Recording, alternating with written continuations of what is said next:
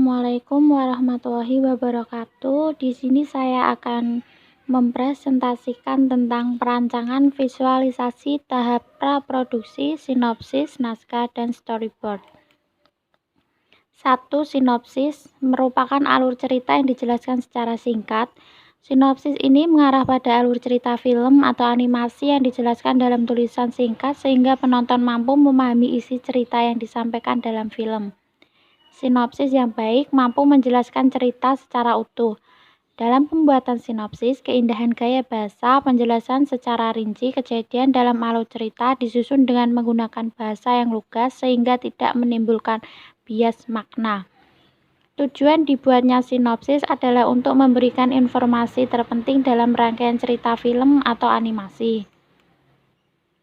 Kedua, naskah adalah suatu teks yang berisi gambaran alur cerita yang akan terlihat di layar.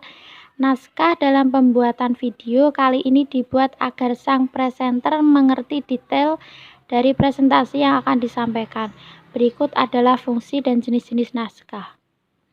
A. Fungsi naskah dalam pembuat presentasi video, naskah berfungsi sebagai 1. Dasar penentuan kostum, 2. Dasar penentuan pemeran, 3. Dasar perhitungan anggaran, 4. Dasar penentuan lokasi atau dekorasi, 5. Dasar pedoman pengambilan gambar atau shooting.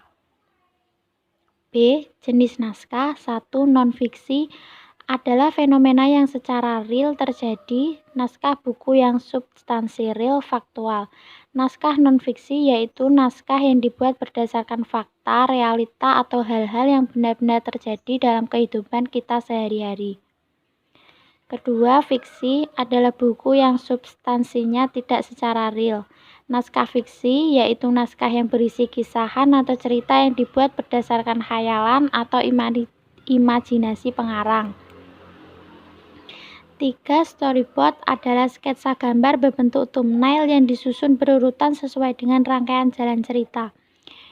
Dengan storyboard, siswa dapat mewujudkan sinopsis dalam bentuk gambaran kepada orang lain dengan lebih mudah untuk kepentingan usulan ataupun penjelasan kepada pihak lain. Storyboard memvisualisasikan ide dari aplikasi yang akan dibangun sehingga dapat memberikan gambaran dari aplikasi yang akan dihasilkan.